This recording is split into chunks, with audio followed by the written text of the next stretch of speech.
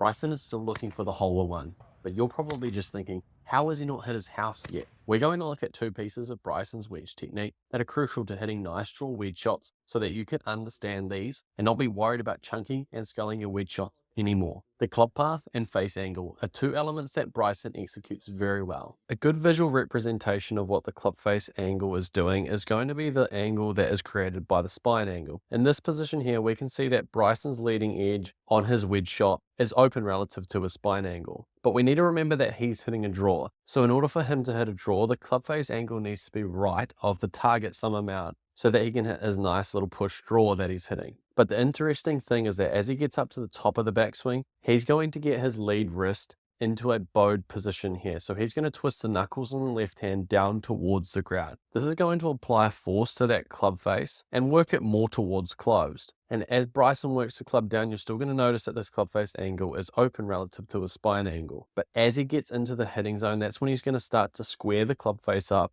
and get his lead hand down towards the ground and get an impact position where he's going to have the hands forward at impact, get nice compression, but also realizing that he needs to hit this shot quite high. And so an open club face is totally fine if he needs to hit a high shot and a high wedge over his house so he doesn't smash any of these windows. So it makes total sense as to why in the downswing, we're going to see the leading edge of Bryson's club to be open relative to his spine angle because he needs to launch this golf ball up in the air. If he created a face angle that was parallel to his spine angle, we would expect to see a low launching wedge shot straight into one of those windows. And in order to hit a wedge shot like Bryson, if you're wanting to hit these high, nice draws with a wedge shot, the club face would be very important to make sure that it is not closed relative to the spine angle, because that would create a launch that would be too low. And the other reason why Bryson is able to get this high launching wedge shot is because of how deep his hand's positioning is. Where the hands are located in relation to the back of the shoe is going to be a good gauge as to where the club path will typically be. In Bryson's case, we can see that his hands are located behind his shoes. And as he swings the club down into the impact zone, you're going to see that this left arm stays quite pinned across his chest and the hands are still quite far behind him in this position here. That's going to allow him to create a club path out towards the right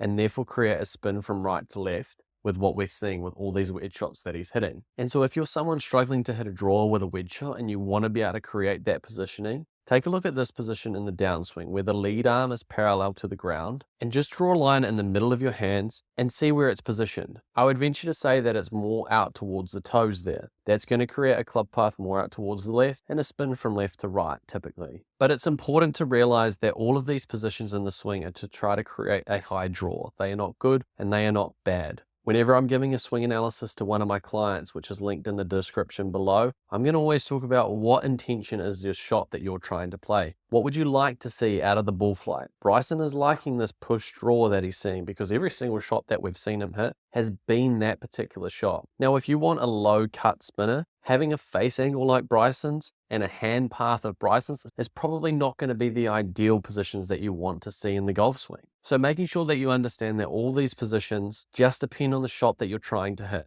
So if you want to hit wedge shots like Bryson, make sure that as it comes down, the club face is open relative to the spine angle, not too much that you're hitting it super far out towards the right, but just making sure that the leading edge is pointing somewhere towards up and down, even just slightly closer to spine angle, and making sure that this left arm becomes pinned across the chest or it doesn't work too far out in the downswing, as that will create a club path to the left, and therefore you won't be able to see the right to left curve that you're looking for. So if you've made it this far, I imagine you care about your golf game. And because of that reason, I'm going to leave a link in the description explaining 27 ways to improve your golf game. The first step to playing better golf is understanding what is needed to create lower golf scores.